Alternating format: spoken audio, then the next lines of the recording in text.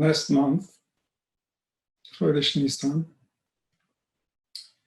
the Torah calls it Rosh L'chol HaChadoshim. It's the head of all renewals.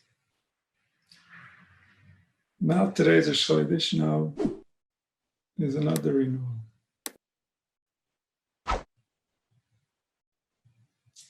And these renewals relate on the physical realm to the cycles of the moon, as it is more or less exposed to the light of the sun in order to reflect back that light on earth.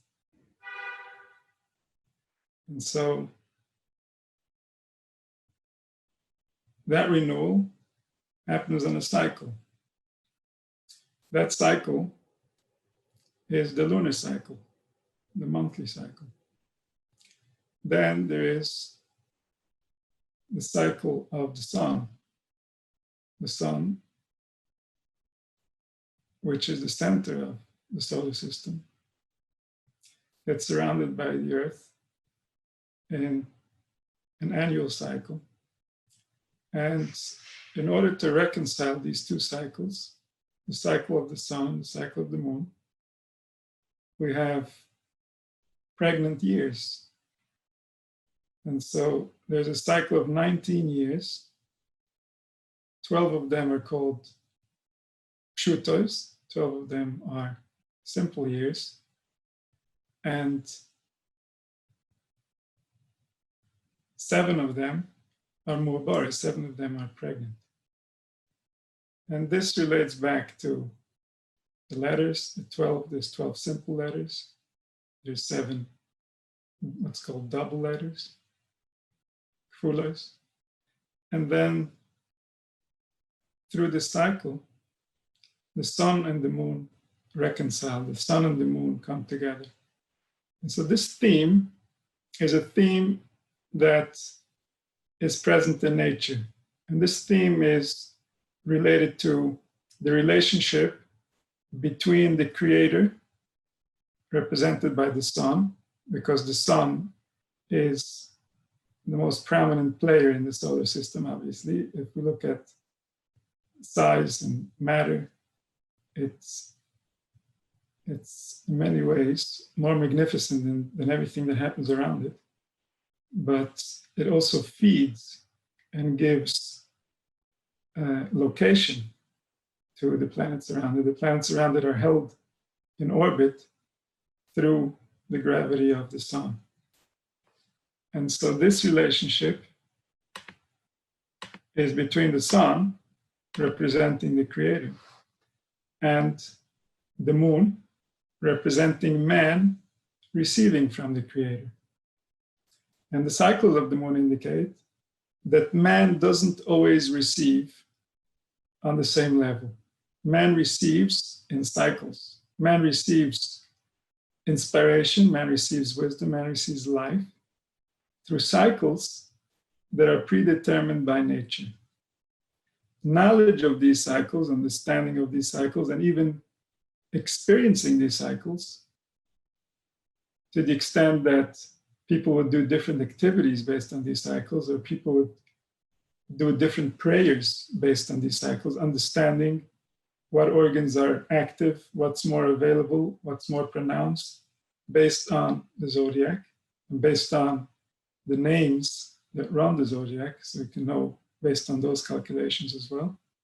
So people would interact with life based on these cycles, because these are the cycles of nature, these are the cycles of reality. And these realities were known across the globe in every culture. Every ancient culture had a relationship with these cycles of nature, one way or the other. Even us, we have relationships with those cycles. We're simply unaware. So for example, when we have a 7-day week, this relates to the 7. This relates to the cycle. And the same thing when we have a 12-month year, it relates to the 12, it relates to the cycles. So all our calendars are obviously built on nature's cycles.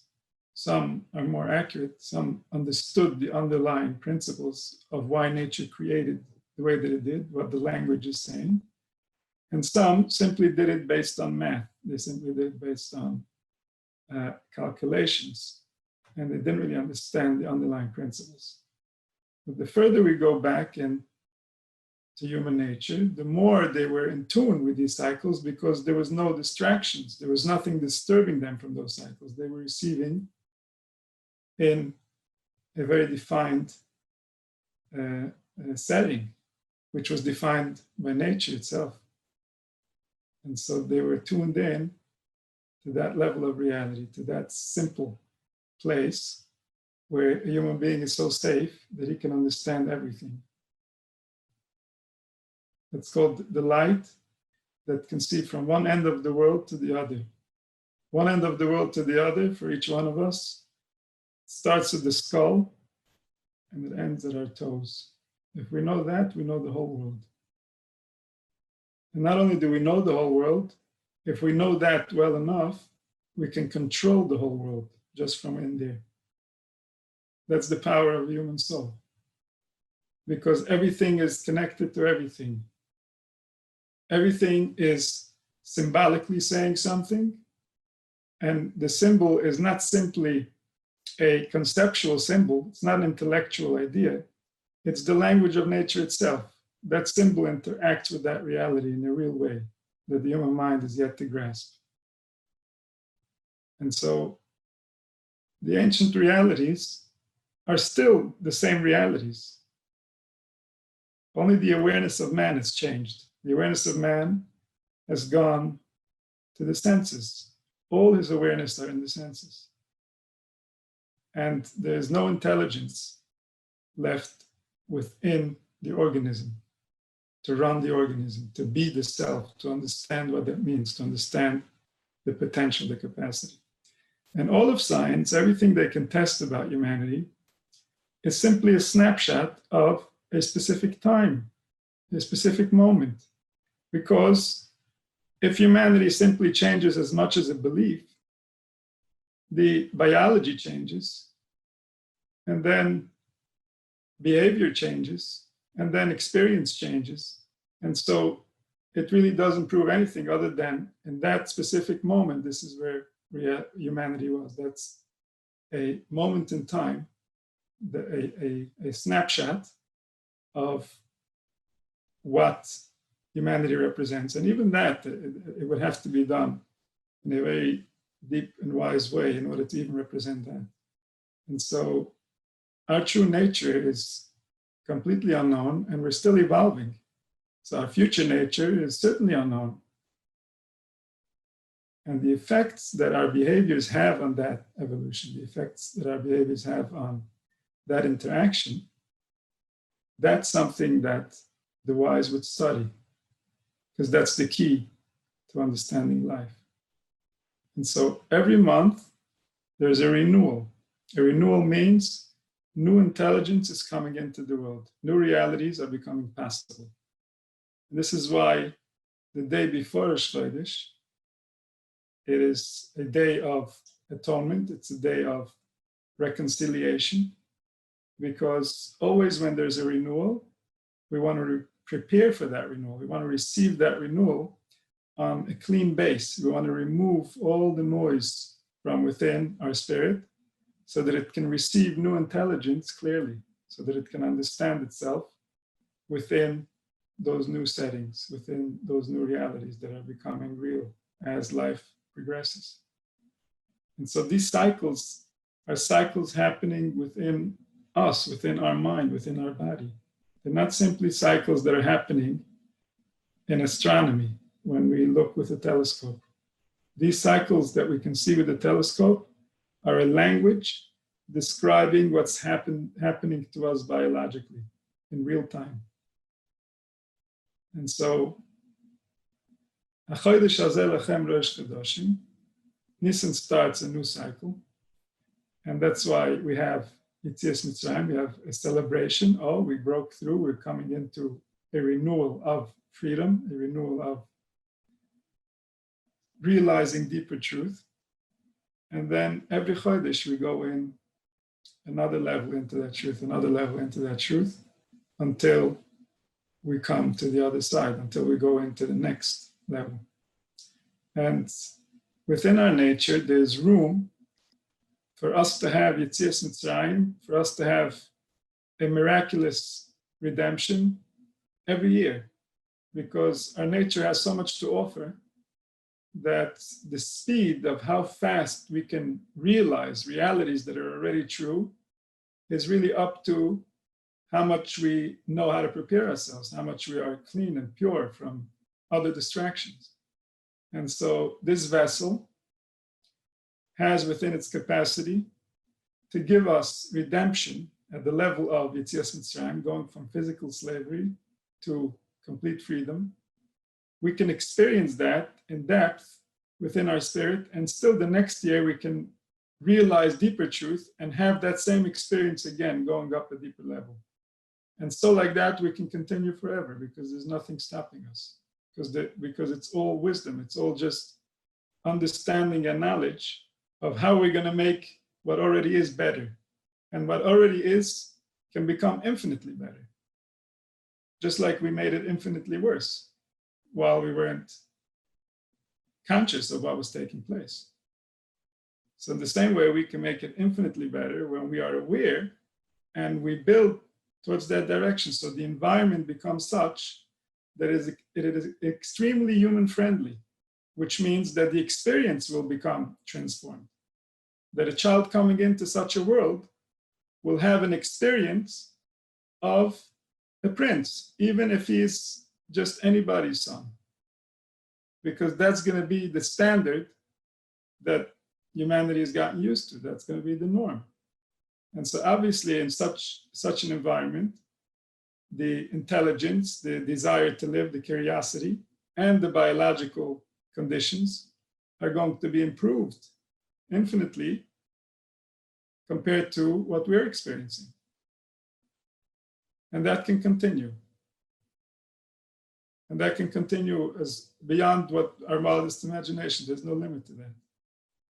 Because it's just discovering. And then discovering means going into a new vibration, learning how to be at that state where there's really no threat.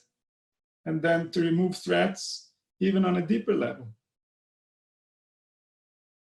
To understand what it really means to be us, but how we get affected by the events of our lives and by the things that are said to us, to really understand. To make an environment that caters specifically for human beings. And why is this so important? Because it just so happens to be that we are on a planet that has many, many human beings. So it would be really nice if on such a planet, we have an environment that is human friendly. Wouldn't it be wonderful?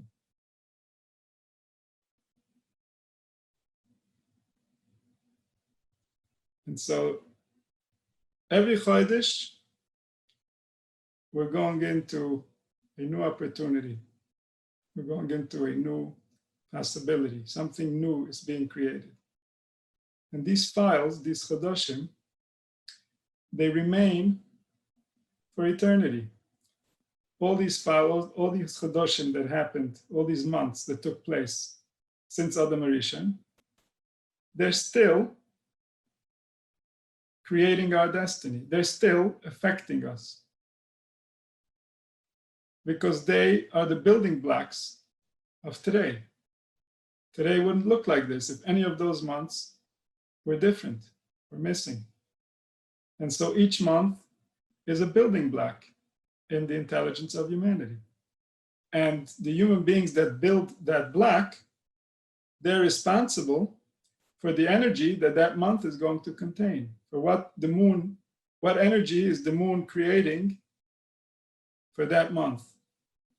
And those messages that humanity sends off, they go way beyond the moon. They go through the atmosphere of the moon and they spread out into the universe. That's the song humanity is singing in the celestial scheme of things.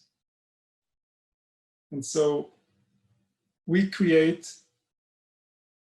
the light for the moon. The moon represents us. The moon represents our energy. She is the one that collects our energy from the atmosphere of our planet. And she brings in energy from all the stars. And she exports energy from Earth. So now Rosh Chodesh is a time where humanity's perception renews. Humanity can have a new look at life, at light, at reality, and reevaluate its relationship with it. Reevaluate the meaning of that relationship. Reevaluate the behaviors. It's a renewal. The last light faded out and was forgotten, and now it's a new light, similar to how our days and our nights. Every day we create a day. The day comes in, it gets to its middle time where it's most intense, most hectic, everything's happening, and then there's a winding down. And we go to sleep, and we start over. So on the collective level, the month represents the day of the individual. The month, the first half of the month is ramping up, and the second half of the month is ramping down, and then renewal again. And we have to stay clean. Each month, we don't want to carry what we were doing last month into the next month. What we were doing last month was about last month. Now we're new, now we're fresh. Now we start over. Now we go back to our natural state. We go back to quiet, to peace, to nothingness, and we come out again. We're reborn. And we keep doing that. There's no limit. That's the cycle of life. That's how we become more intelligent. We don't become more intelligent by using our old intelligence and building a big tower of knowledge with it. We build intelligence by forgetting everything we know and looking at it again with fresh eyes, with the intelligence of today that I never had before. That's how we build. And then we forget that and we look again. Because those are the levels of the soul. Those are the levels of intelligence. From within one level of intelligence, we can't build to more intelligence. We can have more knowledge, we can have more details, we can have more information. But that's not more intelligence. More intelligence means that everything is seen differently. Everything now has a different relationship. All the associations are changing. And for that, we have to turn off, go back to quiet, and then look again. And obviously, everything that we see is relatively true. Everything that we know is relatively true. Words can never be absolutely true. Words are not absolute. Words are just vessels. Vessels for concept. Concept is what runs spirit. The spirit is represented in concept. And so words are vessels for spirit. What is spirit? Spirit is the life that lives inside of you and thinks, called the Ruach, the spirit. That spirit lives inside the brain, interacts with the organs, and has the ability to express itself. That expression is by creating vessels of sound and expressing life experience within those vessels. Because that life experience can then be understood by another spirit so that it can create for itself an experience that is based on those vessels. So we're communicating life. We're communicating perception. We're communicating spirit.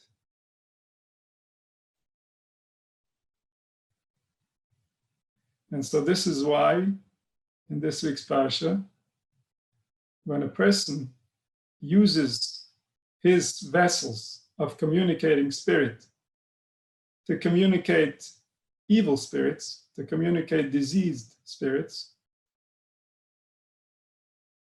then he becomes a Metzora.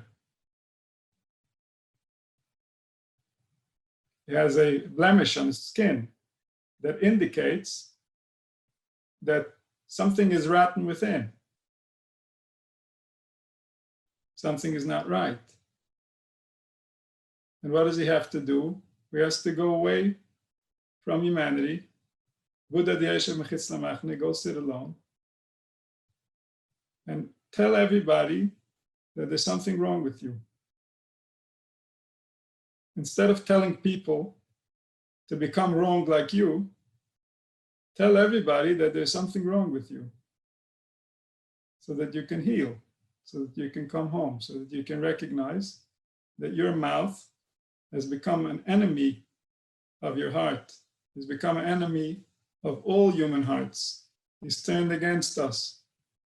He's not working in our favor.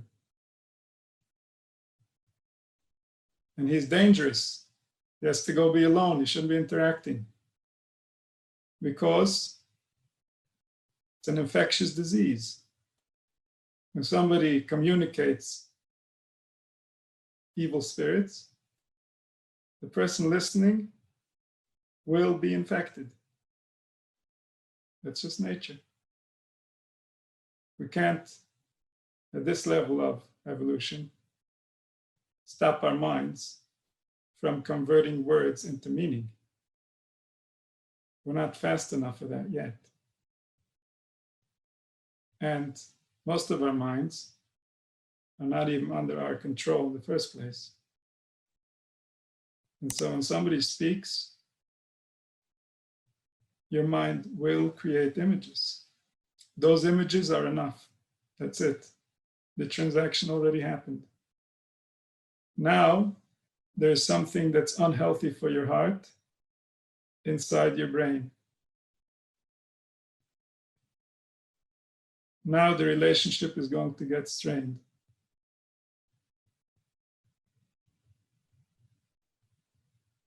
And so this is just nature. And so in order to protect people, they would get it tzaras. They would get an external sign that shows that there's something wrong with this person. It's not safe to interact with him.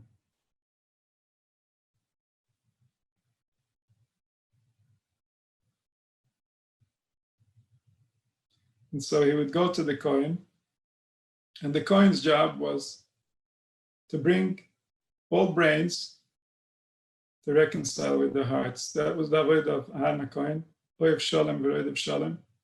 And he started the lineage of the Kohanim, that's their midah, they're going to bring peace between the people and the Creator, between the minds, the imaginations, and the heart, the truth, the nature,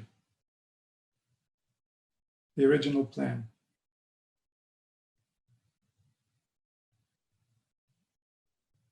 And so,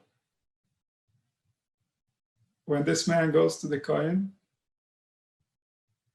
is only looking out for the collective. What is best for the collective? What is safe for the collective? How do we protect humanity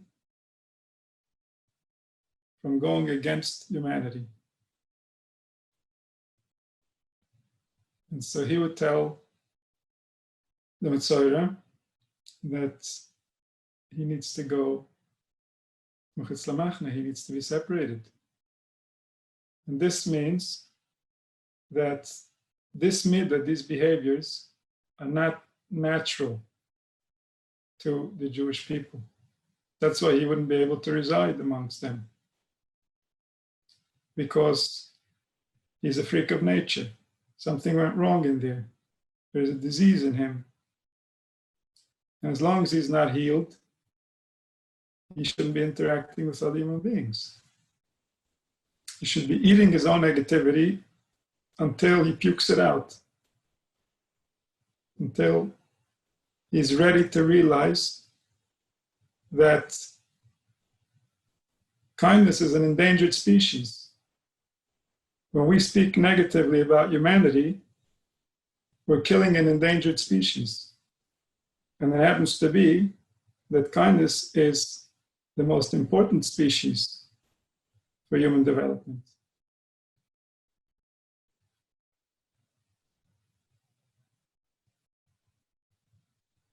Because if there is no kindness within humanity, if humanity feels betrayed by their circumstances, then they can no longer participate in the renewals of the moon. They can no longer participate in the advancements of intelligence. They get stuck. Their imagination doesn't renew. Their imagination remains struggling, trying to make sense of their circumstances. And that's because there wasn't kindness. That's why their relationship got so strained with reality.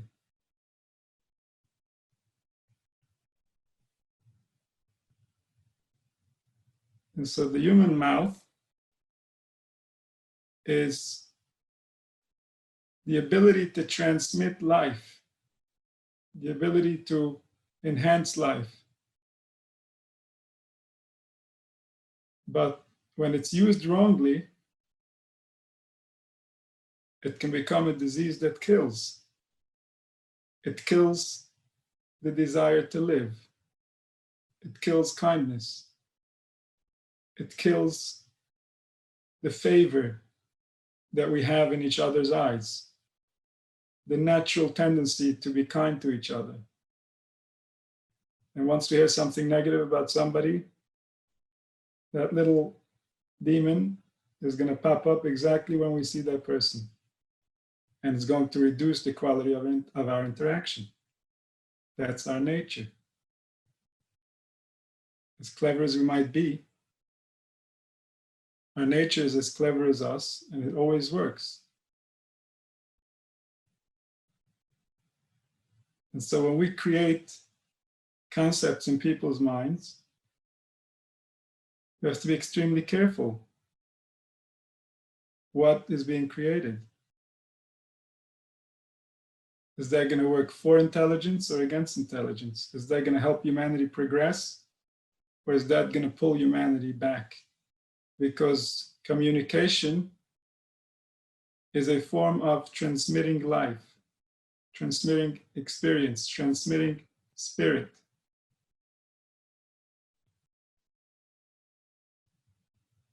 Communication that is in accordance with the truth is prophecy. That's what the prophet says. Ruach Hashem diber bi. The spirit of Hashem spoke within me. Imilosei aleshoni. And his words were on my tongue.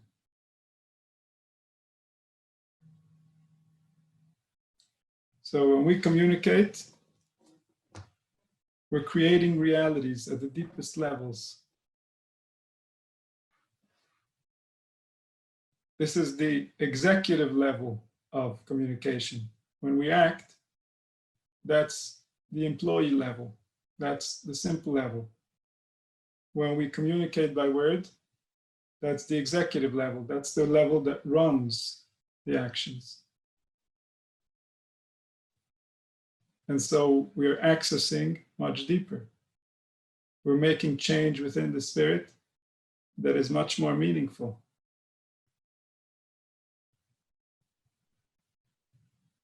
And so it requires attention.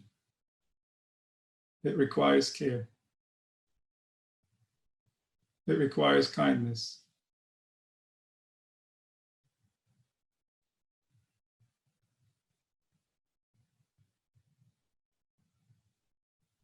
And we say in the bracha, when we are mechadesh de levana, we say ateres tiferes lamusay beten, shemasidim lischadesh kemoiso lefor liyotzlam Hashem kod machisay.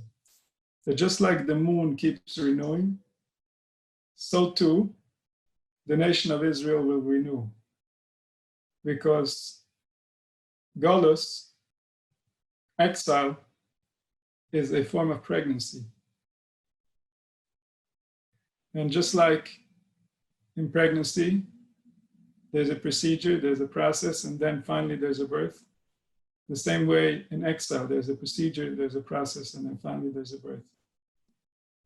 And the coming of Mashiach is called the birth of a new recognition, the birth of a new consciousness, the birth of an era where people will be called Yisrael because of the meaning of the word, not because of their lineage.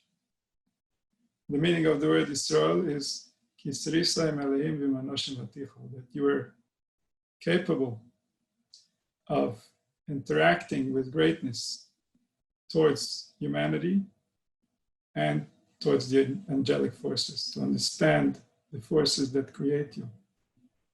That's what it means to be a Yisrael. And so the birth can be difficult. Those are called the Chevle Laida, Chevle Mashiach, the birthing process of Mashiach. It can be a painful process, but nature understands the price it created for certain developments, and it knows that the purpose outweighs whatever we have to go through in order to get there. And so we can't know, obviously, where the world is headed, but everything that's taking place in the last few hundred years is only specifically to prepare humanity for that birth. Everything. Because the light was already here and people already tapped into it. People already lived it. It's just that humanity wasn't ready yet. People were not ready yet. People were going against it also. And so the light is ready, but the vessels have to become ready. The people have to become ready. The people have to become soft enough to leave their superstitions, to leave the things that they have derived security from, even though they didn't understand. And they have to start looking for a deeper truth. They have to start looking for what's real. To try to dig in and understand the metaphor, to understand what's behind the allegory, not simply the story of the allegory. And all of life is an allegoric story. Everything that's happening to us, all our organs, for example, they speak an allegory, a very deep allegory, the allegory of nature. All the animals speak an allegory. All the trees and all the fruits, everything speaks. All the stars, all the constellations, all the cycles, all the numbers of the seconds that they run, everything speaks an allegory, everything has wisdom. And our little body, compared to the big cosmos, is more powerful, if we know how to use it, than any of the planets. In fact, the planets would sing for us if we knew how to tune into our bodies appropriately, to understand the power that was given to us by the Creator, because He desired kindness, because He desired our friendship. And us, by being judgmental, we have ruined His gift. We've made it difficult. We've made others suffer. And we've caused the spirit that lives within life to become weakened, to lose will, to lose desire. And that means that we have less access to life. We have less access to the divine. We have less access to the real. So let's take this Rosh Chodesh as an opportunity to renew ourselves, to renew our relationship with what's real, to renew our relationship with what was created, to renew our relationship with our spirit and the spirit of humanity. It's one spirit. This very moment, we're communicating. We're uniting our spirits. That's what communication does. And so, the deeper we'll renew, the more intelligence will be available to us. And we can use that intelligence to enhance our circumstances. So when the next month comes, we'll have a more perfect vessel, a more capable vessel, so that we can go even deeper and continue like that for eternity.